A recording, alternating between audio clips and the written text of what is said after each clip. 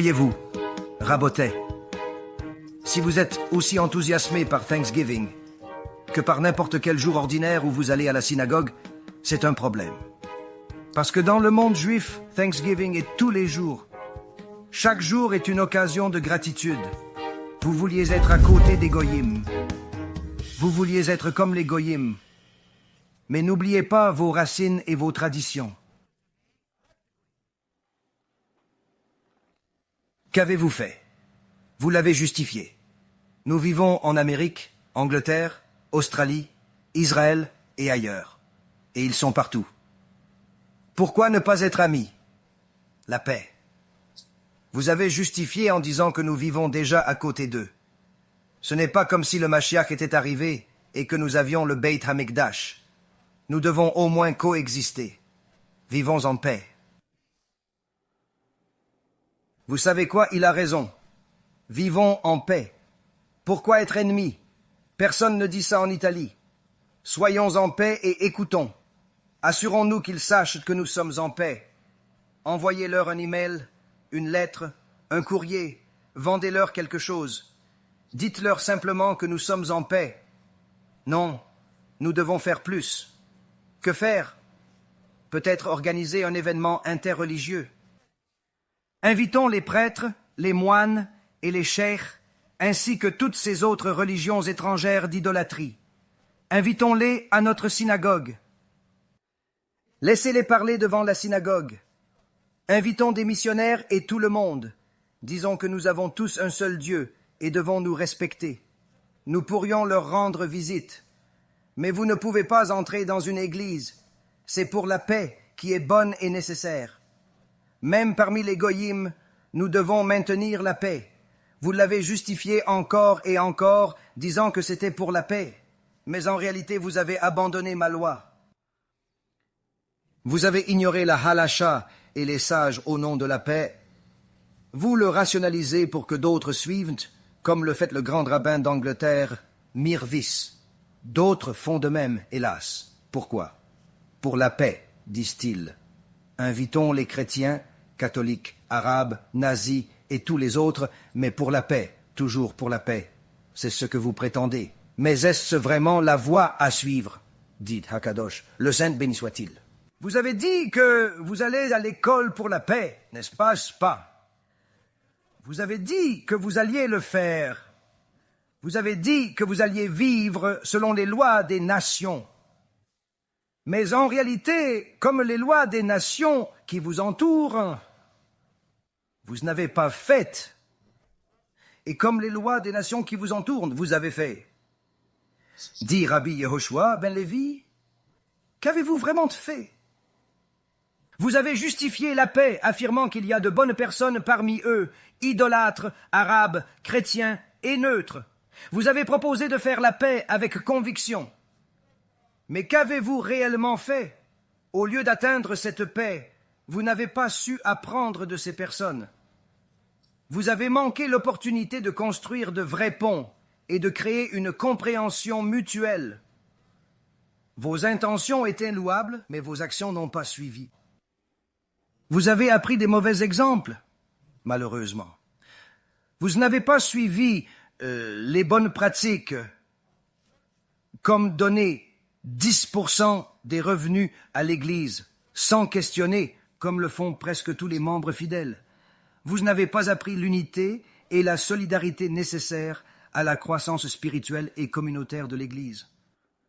Vous n'avez pas appris leur engagement, même faux. Vous n'êtes pas devenus zélés pour votre religion comme eux.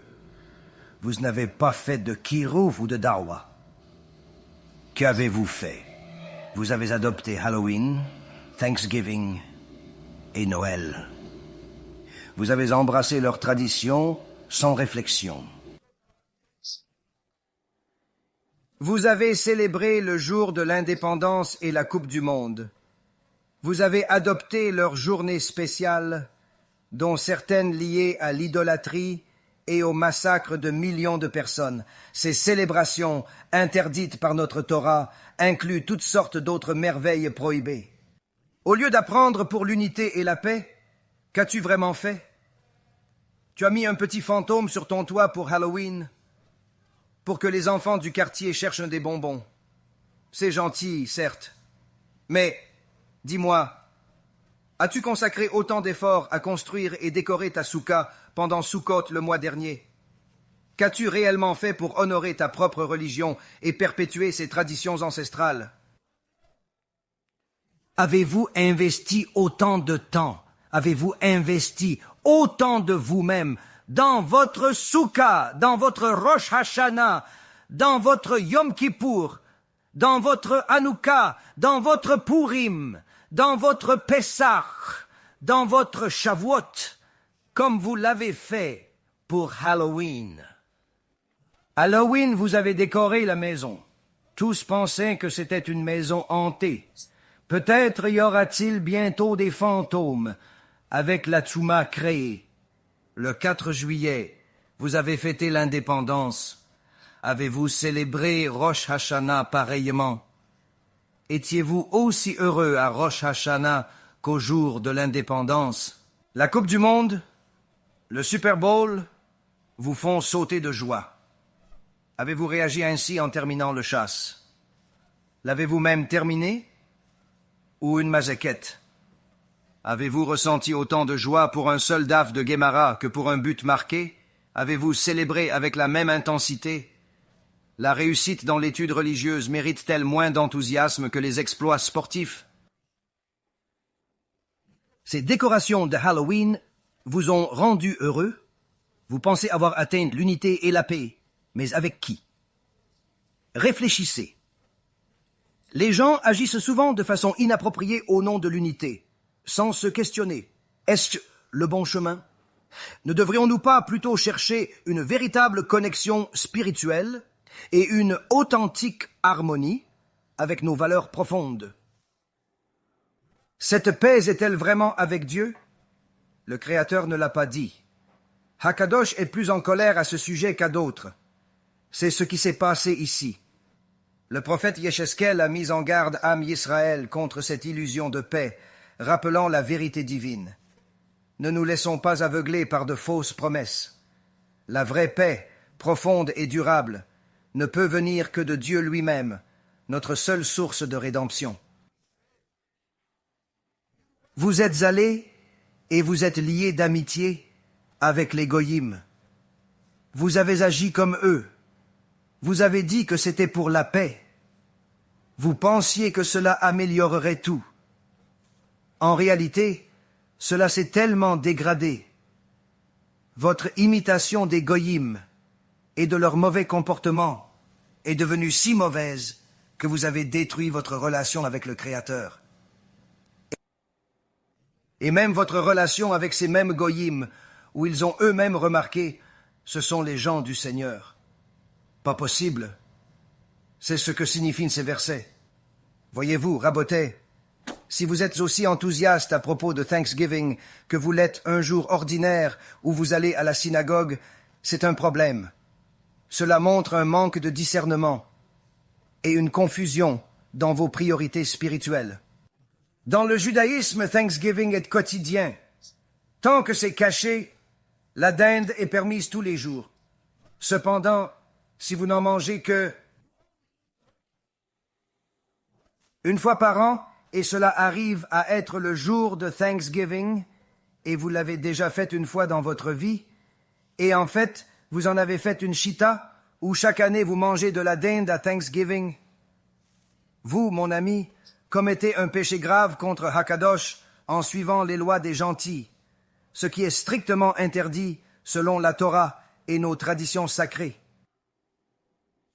Rav Moshe Feinstein était indulgent, permettant de manger de la dinde occasionnellement si on le souhaite ce jour-là. Cependant, en faire une tradition annuelle pose un problème sérieux. Si vous en faites une chita chaque année, cela devient problématique. Si vous en êtes arrivé au point où chaque année, vous vous assurez de rassembler suffisamment de bonbons pour les distribuer aux enfants du quartier, et que vous placez même quelques fantômes et quelques créatures laides sur votre pelouse ou votre maison pour décorer à l'occasion de l'idolâtrie d'Halloween, vous avez un problème. Si vos enfants ont des costumes pour Halloween, Lorsqu'il s'agit de Purim, ils ne veulent même pas aller à la synagogue pour écouter la Megillah. C'est préoccupant. Vous avez un sérieux problème si vous êtes très excité par la prochaine Coupe du Monde, le Super Bowl ou un film qui sort, mais que vous n'êtes pas du tout enthousiaste à l'idée d'un nouveau livre de Torah qui paraît, ou d'un cours de Torah en direct chaque mardi soir. Vraiment, vous avez un problème spirituel à résoudre. Voyez, ce que Hakadosh nous dit ici, c'est que, oui, d'accord, vous avez dit que vous voulez être mon serviteur, et non seulement cela, vous voulez être mon serviteur, et vous voulez glorifier mon nom. Et vous croyez que vous pouvez le faire d'une manière que je n'ai pas dite. Par quoi? La paix avec les goyim, se lier d'amitié avec eux, organiser des événements interreligieux, avoir toutes sortes de... Les Shabbatons dans la maison du nouveau roi d'Angleterre, c'est ce que vous allez faire. Cela ne mènera à rien de bon. Comment le savons-nous? Nous avons une histoire de cela, et cela conduit à la profanation du nom de Hakadosh, dit le Ramban. Et enfin, le Ramban dans cette section dit « La raison de tout cela » ce que nos anciens sages ont dit. Nous imitons Hachem dans nos voies. La sanctification ou profanation de son nom dépend de nos actes. Le Ramban nous donne un enseignement profond sur notre responsabilité divine, soulignant l'importance de nos actions quotidiennes pour représenter Dieu. Une responsabilité extraordinaire, mais également une prise de conscience du pouvoir extraordinaire que chaque juif possède. Le Ramban dit qu'une personne a la capacité, par ses actions, soit de sanctifier le nom d'Hachem, soit de le glorifier. Cette idée souligne l'importance de nos choix quotidiens et leur impact profond sur notre relation avec le divin. La Gemara enseigne qu'une personne qui ne glorifie pas le nom d'Hachem aurait mieux fait de ne pas naître. Cette glorification doit être quotidienne, pas un acte unique. Chercher constamment à sanctifier le nom d'Hachem est essentiel.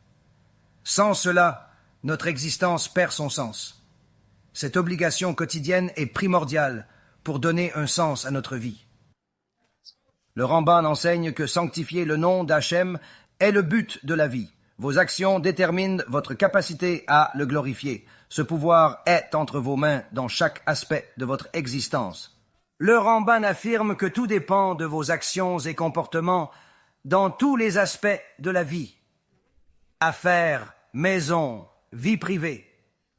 Votre conduite avec les clients, dans les rues, sous pression reflète votre nature. Chaque geste et mot compte dans votre parcours spirituel.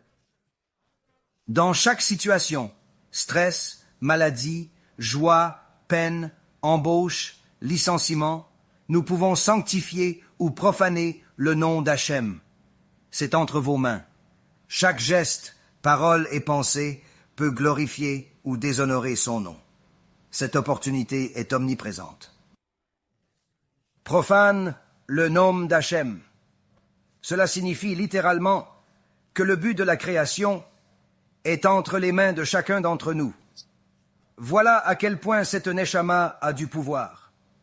Nous devons être une lumière pour les nations, et non pas suivre leurs pratiques égarées. Souvenez-vous, chaque juif doit se rappeler qu'il est juif et qu'elle est juive. Nous ne célébrons pas les fêtes non juives, même si elles semblent inoffensives. C'est un zilzul, un manque de respect envers la Torah, et cela pourrait conduire à un Shilul Hashem, une profanation du nom de Dieu. Adhérer à notre sainte Torah et à nos propres fêtes. C'est le chemin d'un vrai juif.